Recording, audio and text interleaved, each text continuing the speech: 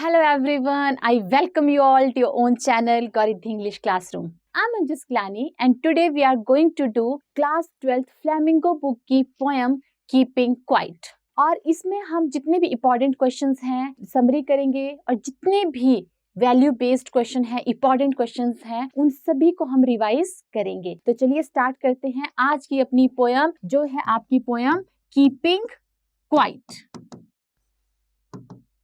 Keeping Quiet, and this poem is written by Pablo Neruda. ये नाम आपने जरूर याद रखने हैं। पैब्लो नेरूडा इसके पोएट हैं और कीपिंग क्वाइट हमारी पोयम का नाम है। तो चलिए स्टार्ट करते हैं। इसके सबसे पहले तो हम इसकी समरी देखेंगे।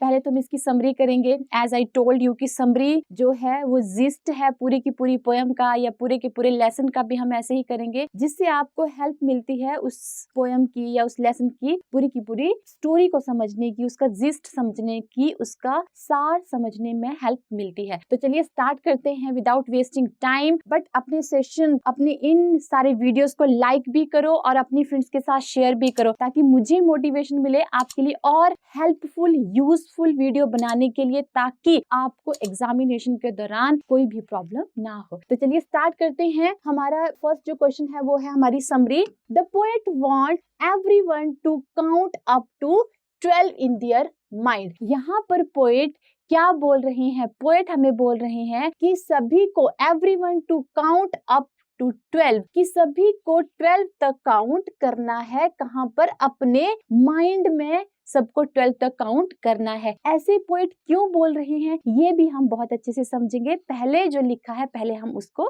पढ़ लेते हैं। He want everyone of us to be calm and still। अब वो क्या कह रहे हैं कि he wants everyone, कि इस दौरान वो सभी के सभी बिल्कुल शांत और बिल्कुल स्थिर हो जाएं।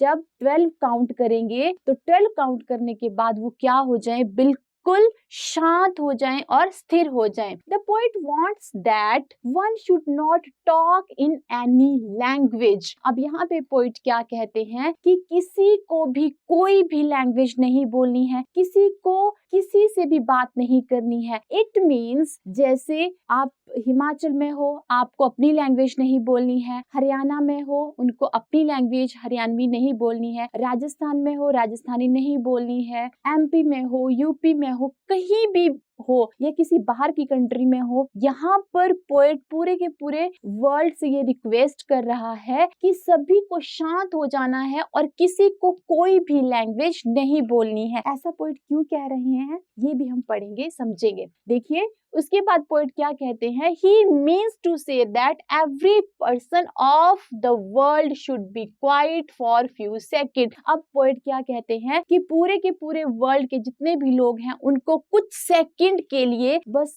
बिल्कुल क्वाइट बिल्कुल शांत हो जाना चाहिए। There would not be any rush। कोई भी रश मतलब कहीं पर भी कोई भीड़ नहीं होनी चाहिए, बिल्कुल शांत होना चाहिए। जब भीड़ होती है तो उसमें बहुत सारी आवाजें आती हैं, एक दूसरे को धक्का दिया जाता है, तो ये सब कुछ नहीं होना चाहिए। There would not be the jarring sounds of the machine। Means जितनी भी मशीन्स हैं उनकी जो आवाजें आती हैं और जितनी भी मशीन्स चल रही हैं फैक्ट्रीज में वो सारी की सारी कुछ टाइम के लिए जितनी भी जैरिंग साउंड्स हैं, जो कानों को चुभने वाली जो आवाजें हैं वो क्या हो जानी चाहिए? वो बंद हो जानी चाहिए। The poet wants that the fisherman should not hunt whales in the sea। अब पोइट यहाँ पर क्या कह रहे हैं कि जितने भी मछुआरे हैं समुद्र में व्हेल्स का शिकार करते हैं तो उनको भी वो शिकार नहीं करना है। He also wants that the person who gathered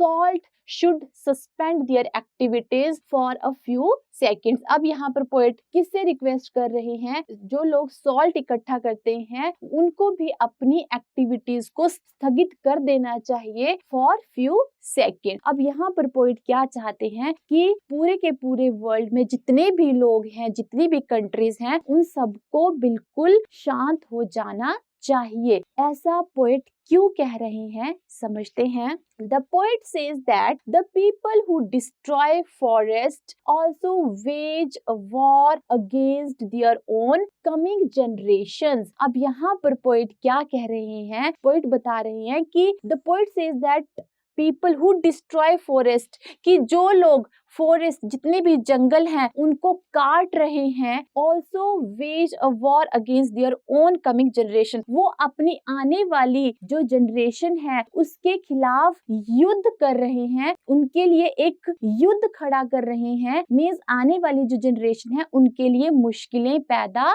कर रहे हैं। There are wars with fire, chemical weapons and poisonous gases. अब यहाँ पर क्या बोलते हैं, देयर आर वॉर्स, यहाँ पर युद्ध हो रहे हैं जिसमें क्या है, आग जलती है, जब कोई बॉम्ब फेंका जाता है तो फिर आग ब्लास्ट होते हैं, और केमिकल वेपन्स, जितनी भी रासायनिक वेपन्स हैं, हथियार हैं, उनका यूज किया जाता है, जितनी भी जहरीली गैसें हैं उनका भी यूज होता है, कहाँ पर, वॉर्स में। देन दीज, यहाँ पे दीज होगा, दीज THESE, यहाँ पे द वॉज गलत है। These bring so much destruction that no side could be called victorious। अब यहाँ पर क्या बोल रही हैं कि जब वॉर्स होती हैं और इतनी फायर, केमिकल वेपन्स और पॉइजनियस गैसेस का यूज किया जाता है तो ये क्या लेकर आते हैं, ये सभी these bring so much destruction, ये बहुत ज्यादा विनाश लेकर आते हैं। That no side could be called, और जब विनाश होता है तो ऐसे नहीं कह सकते कि कोई कंट्री जीत गई है, कोई भी कंट्री इससे नहीं जीतती है, क्योंकि जो कंट्री जीतती है विनाश और डिस्ट्रक्शन तो उसका भी हुआ होता है। तो यहाँ पर पोएट क्या कह रहे हैं कि कोई भी कंट्री युद्ध करने से नहीं जीतती है, राइट? ऐसे क्यों कह रहे हैं पोएट, समझते हैं। The poet knows that the soldiers have to follow the orders. Poet क्या कह रहे हैं कि ये तो मुझे पता है कि जो सोल्जर हैं उनको जो ऑर्डर दिए जाते हैं कि युद्ध करो, वॉर करो, वो तो उनको फॉलो करने ही पड़ते हैं। But he implores them to leave the army and instead of uniforms wear clean clothes. अब यहाँ पर पोएट क्या कह रहे हैं, पोएट क्या रिक्वेस्ट कर रहे हैं, पोएट जो है हमारे वो रिक्वेस्ट कर रहे हैं, he implores them to live। अब यहाँ पर पोएट जो है वो रिक्वेस्ट कर रहे हैं, किससे, आर्मी से, जो भी जवान है उनसे क्या रिक्वेस्ट कर रहे हैं, उनसे रिक्वेस्ट कर रहे हैं कि उनको क्या कर देना चाहिए, उनको युद्ध छोड़ देना चाहिए। And instead of uniforms wear clean clothes। instead of uniforms, uniforms का मतलब क्या है यहाँ पर, uniforms का मतलब कि जो उन्होंने अपनी यूनिफॉर्म डाल रखी है या जो उन्होंने हथियार उठा रखे हैं, यूनिफॉर्म का मतलब है यहाँ पर कि जो उन्होंने हथियार उठा रखे हैं उनको, उन्हें त्याग देना चाहिए। और wear clean cloth मतलब कि हमें लड़ना नहीं चाहिए, हमें शांत रहना चाहिए। क्लीन क्लोथ का क्या मतलब है यहाँ पर कि हमें पीसफुल हो जाना चाहिए, हमें अपने माइंड को शांत कर देना चाहिए, तुम्हें अपने हथियार फेंक देने चाहिए। यूनिफॉर्म का मतलब है यहाँ पर instead of uniform wear clean cloth, means हथियारों को छोड़कर तुम्हें शांत हो जाना चाहिए, राइट? आगे पोएट क्या कहते हैं कि they should walk with their civilian brothers and suspend their all war related activities and walk idly under the shade। अब यहाँ पर पोएट क्या कह रहे हैं कि उन्हें, सोल्जर हैं, जितने भी सैनिक हैं, उन्हें क्या करना चाहिए, they should walk with their civilian brothers, उनको अपने जो हथियार हैं उनको छोड़कर सभी के साथ मिलजुल कर चलना चाहिए, और जितनी भी वॉर रिलेटेड एक्टिविटीज हैं उन सबको छोड़ देना चाहिए, सभी एक्टिविटीज को। किससे रिलेटेड एक्टिविटीज को, वॉर से रिलेटेड एक्टिविटीज को। And walk idly under the shade, और प्रकृति की छाया में उन्हें घूमना चाहिए। इट मीन्स उन्हें प्रकृति को एंजॉय करना चाहिए। अब यहाँ पर पोएट क्या बोलना चाहते हैं, जो अभी तक हमने पढ़ा उसका ये सार है, उसका ये मतलब है कि पोएट हमसे क्या चाहते हैं, पोएट चाहते हैं कि जितने भी लोग हैं उनको इंट्रोस्पेक्ट करना चाहिए। यहाँ पर एक वर्ड यूज किया गया है, इट मीन्स जो भी हमने पढ़ा अभी तक उसका एक ही मतलब है कि जितने भी लोग हैं उन्हें इंट्रोस्पेक्ट करना चाहिए। अब इंट्रोस्पेक्ट का क्या मतलब है? पहले हमने पढ़ा कि हम ह्यूमन जो एक्टिविटीज कर रहा है, वॉर्स हो रही हैं, जो पॉइजनियस गैसेस हैं उनका यूज किया जा रहा है, जितने भी जंगल हैं, जितने भी फॉरेस्ट हैं उन सबको काटा जा रहा है, बड़ी बड़ी फैक्ट्रियां लगाई जा रही हैं, बिल्डिंग्स बनाई जा रही हैं। तो ये सारी एक्टिविटीज क्या हो रहा है? इससे एनवायरनमेंट बहुत दूषित हो रहा है और ये करके हम अपने आने वाली जनरेशन के लिए युद्ध तैयार कर रहे हैं। तो इन सभी एक्टिविटीज को छोड़कर कुछ सेकंड के लिए पोएट कहते हैं कि हमें शांत हो जाना चाहिए। शांत होने का मतलब है हमें कुछ देर साइलेंट होकर, चुप होकर जो भी हम एक्टिविटीज कर रहे हैं उनके ऊपर हमें सोचना चाहिए, समझना चाहिए कि हम जो एक्टिविटीज कर रहे हैं उसके क्या बैड इफेक्ट्स हैं। मींस जब हम पूरी की पूरी दुनिया साइलेंट हो जाएगी और साइलेंट होने के बाद हम ये समझ पाएंगे कि जो हमारे एक्शंस हैं, जो हम काम कर रहे हैं उनके क्या बैड इफेक्ट आ रहे हैं। तो यहाँ पर इंट्रोस्पेक्ट का मतलब है कि हमें अपना मनन करना चाहिए। इट मीन्स हमें अपना आत्म निरीक्षण करना चाहिए कि जो हम एक्टिविटीज कर रहे हैं उनके हमारे एनवायरनमेंट पर बैड इफेक्ट पड़ रहे हैं। और ये हम तभी कर पाएंगे जब हम कुछ देर के लिए चुप हो जाएंगे।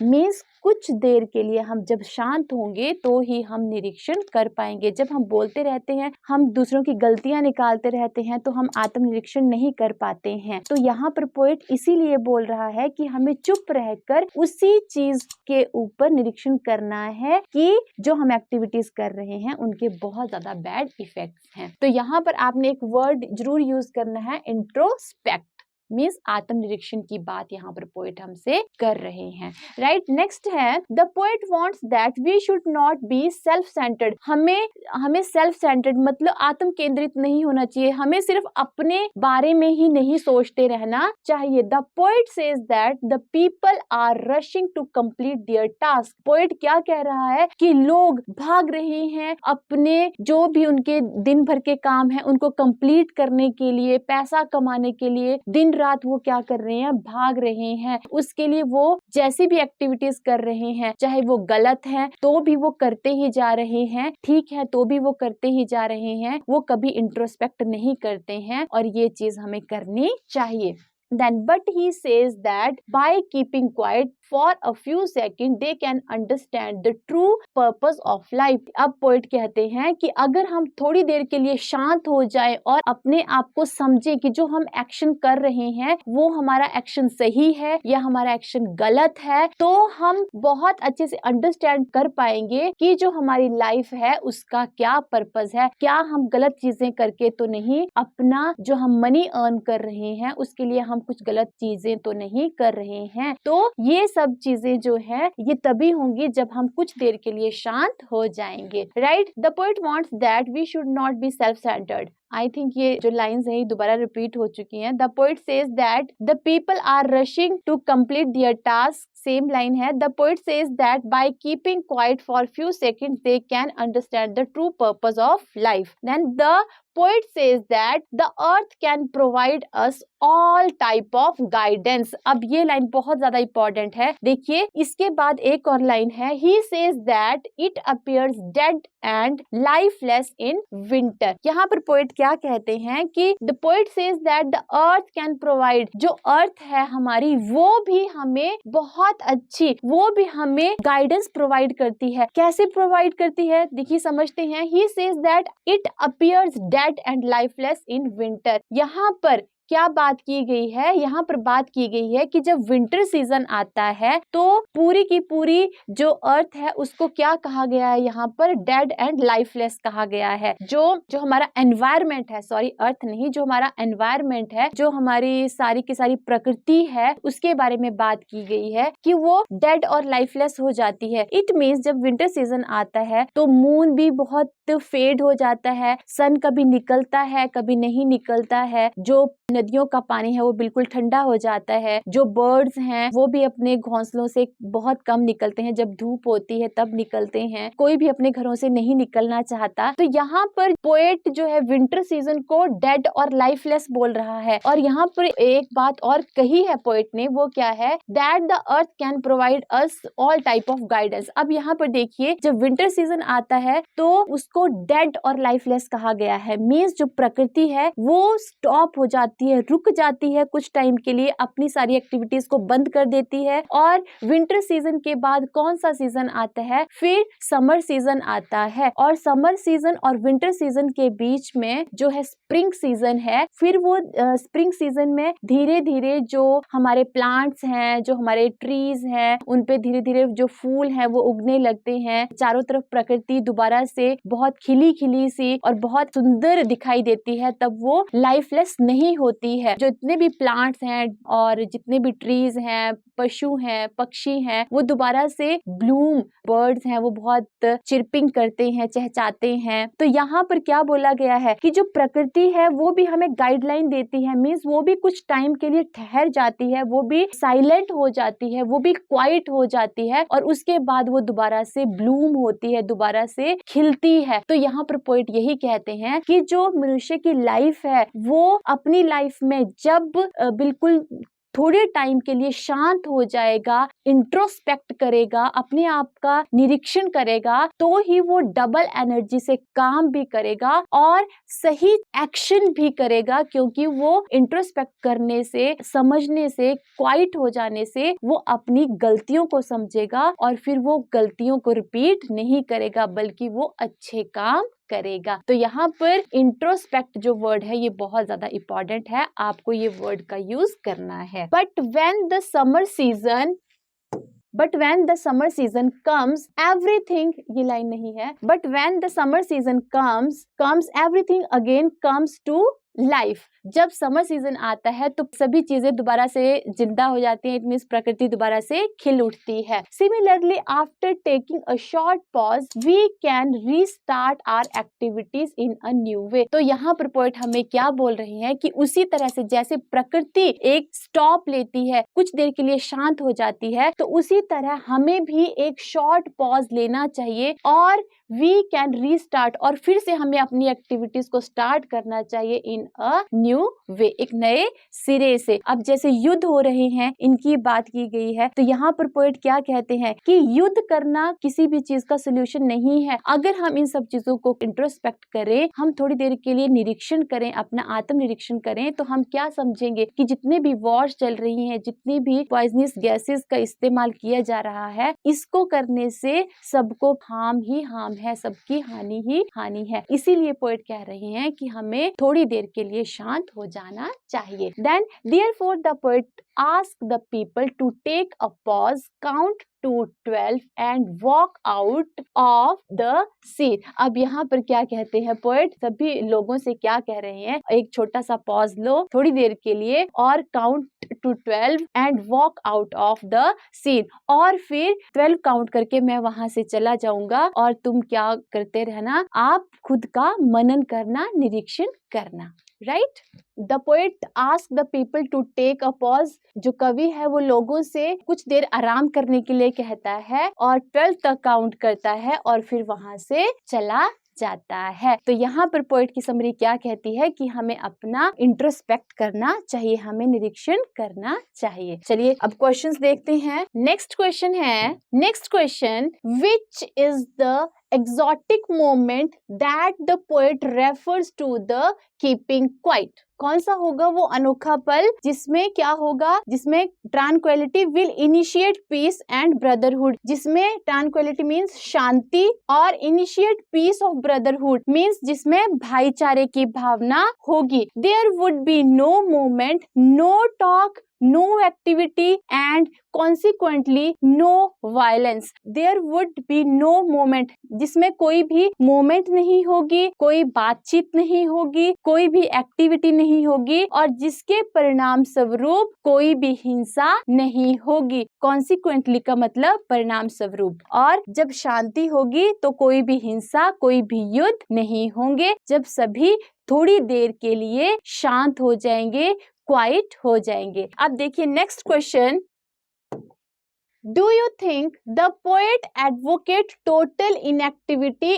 and death? यहाँ पे जो क्वेश्चन है वो क्या है कि do you think, क्या आपको लगता है कि पोएट यहाँ पर inactivity मीन्स निष्क्रियता और डेथ और मृत्यु की वकालत करता है कि आप सब लोग थोड़ी देर के लिए निष्क्रिय हो जाओ, आप सभी थोड़ी देर के लिए मर जाओ? क्या यहाँ पर पोएट ऐसा बोल रहा है? नो, इसका आंसर देखिए, know the poet does not advocate total inactivity and death. Poet ने ऐसा नहीं कहा है कि निष्क्रिय हो जाओ और डेथ की, मरने की बात नहीं की है। यहाँ पर पोएट क्या कहना चाहता है? He only wants us to keep quiet for few seconds and suspend all our activities for a few seconds। यहाँ पर पोएट ने कुछ देर के लिए शांत होकर अपनी जितनी भी हम एक्टिविटीज कर रहे हैं उनको थोड़ी देर के लिए स्थगित करने की बात करता है। In this way we can introspect ourselves and restart our activities with fresh energy and zeal। Poet क्या कहता है कि इसी तरह से हम अपने आप का आत्मनिरीक्षण कर पाएंगे और फिर अपनी जितनी भी गतिविधियां हैं उनको दोबारा से स्टार्ट कर पाएंगे fresh energy, with fresh energy and zeal। अपनी एनर्जी और पूरे उत्साह के साथ हम अपनी एक्टिविटीज को, अपनी गतिविधियों को फिर से कर पाएंगे। Next question is, How would keeping quiet affect the life in and around the sea? अब यहाँ पर पोएट क्या बोलता है? जो कीपिंग क्वाइट है, चुप रहने से समुद्र और उसके आसपास की जो लाइफ है उस पे कैसे प्रभाव पड़ेगा? It will affect the life in and around the sea in two ways। Poet कहता है कि जो लाइफ कहाँ पर है, समुद्र के अंदर है और उसके चारों तरफ है, उस पर प्रभाव दो तरह से पड़ेगा। देखिए क्या है? The fisherman will stop fishing for some time। जो फिशरमैन है, मछुआरे हैं, वो कुछ देर के लिए फिशिंग रोक देंगे, मछलियों को मारना, उनको जाल में फंसाना रोक देंगे। It will help the number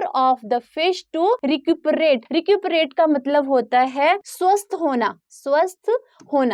तो यहाँ पर पोएट क्या कहते हैं? इससे बहुत सारी फिशेस को हेल्प मिलेगी स्वस्थ होने में। और वो कैसे? कि जितनी भी ह्यूमन एक्टिविटीज हैं, जितना भी वो प्लास्टिक यूज कर रहे हैं, वो सारा का सारा कहाँ जा रहा है? समुद्र में जा रहा है, सी में जा रहा है। और उसको कौन खा रहा है? जितनी भी एक्वेटिक एनिमल्स हैं, फिशेस हैं, उसको खा रही हैं। तो जब वो उनको खा रही हैं तो उनका जीवन नष्ट हो रहा है। और जब हम क्या करेंगे? इंट्रोस्पेक्ट करेंगे तो हमें अपनी गलतियों का एहसास होगा कि हम इस प्लास्टिक का यूज ना करें और इसको समुद्र में ना फेंके। तो इससे किसमें हेल्प मिलेगी? जो फिशेस है उनको स्वस्थ होने में हेल्प मिलेगी। The man gathering salt will get some time to see his hurt hand get healed. अब यहाँ पर दूसरा पॉइंट क्या बोलता है कि मैन गैदर्ड सॉल्ट, कि जो लोग सॉल्ट इकट्ठा कर रहे हैं समुद्र से, विल गेट सम टाइम, उनको कुछ समय मिलेगा, to see his hurt hand, अपने जख्मी हुए हाथों को देखने का। जो भी लोग सॉल्ट गैदर कर रहे हैं, सॉल्ट इकट्ठा कर रहे हैं समुद्र पर, वो इतने बिजी हो चुके हैं अपने एक्शंस में, अपने काम में, कि उनके पास टाइम ही नहीं है अपने जख्मी हुए हाथों को देखने का। तो उनको इंट्रोस्पेक्ट करने से, उनको कीपिंग क्वाइट, उनको क्वाइट होने से, शांत होने से क्या होगा? उनको अपने हाथों के जख्मों को देखने का टाइम मिलेगा। नेक्स्ट क्वेश्चन है,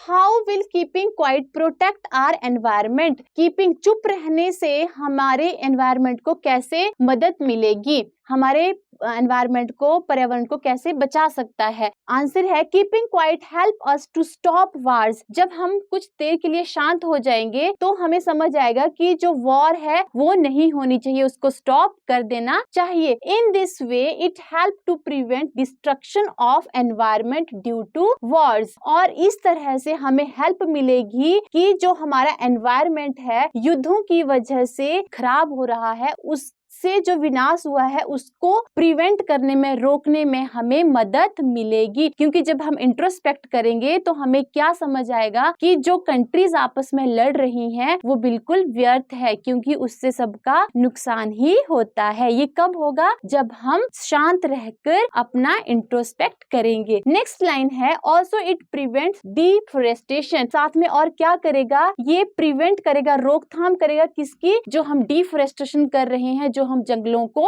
काट रहे हैं। In this way we can say that keeping quiet is the only way to prevent our environment from all type of pollution. इस तरह से हम कह सकते हैं कि जितनी भी तरह का पोल्यूशन है, शांत रहना ही उसका एकमात्र तरीका है। इट मीन्स जब हम इंट्रोस्पेक्ट होंगे, जब हम शांत होंगे, तो हम अपना आत्म निरीक्षण कर पाएंगे और हमें सही क्या है और गलत क्या है इस बारे में हम सोच पाएंगे। फिर क्या होगा, फिर जो हमारा एनवायरनमेंट है उसको हम सुरक्षित रख सकते हैं। Next question, right the central idea of the poem. इस पोयम का सेंट्रल आइडिया अगर आपसे पूछा जाए तो आप क्या लिखेंगे? वही सब कुछ आपको लिखना है। In this poem the poet tells us about the value of quiet introspection. He wants us to keep quiet for 12 seconds and stop every movement of the body। 12 second के लिए आपको चुप होना है और अपनी बॉडी के सारे मूवमेंट को रोक देना है। He implores the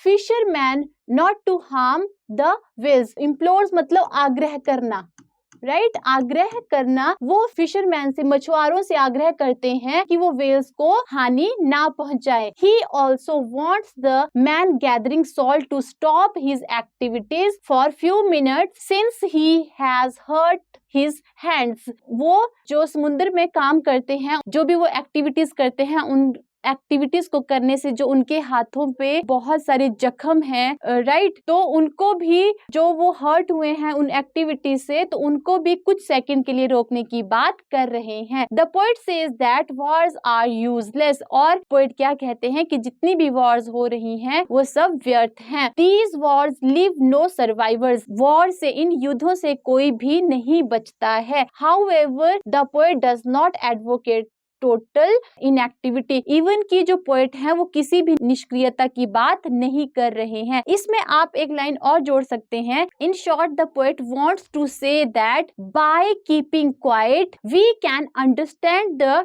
true purpose of life. और अभी तक आपने जो कुछ भी समरी में पढ़ा है, आप 2-4 लाइन्स उसकी भी आप इसमें ऐड कर सकते हैं। तो कीपिंग क्वाइट पोएम है वो यही तक थी। आपके लिए बहुत ज्यादा हेल्पफुल वीडियोस हैं। आपके एग्जाम्स को ध्यान में रखते हुए सारे क्वेश्चंस को बनाया जा रहा है। अगर आपको वीडियोस अच्छी लग रही हैं तो अपने फ्रेंड्स के साथ इन वीडियोस को शेयर भी कीजिए और अपने इस चैनल को, जिसका नाम है गौरिद्धि इंग्लिश क्लासरूम, उसको ज्यादा से ज्यादा सब्सक्राइब भी करो और बेल बटन को भी हिट कर दीजिए। तो चलिए मिलते हैं नेक्स्ट पोएम के साथ नेक्स्ट वीडियो में। Till then bye.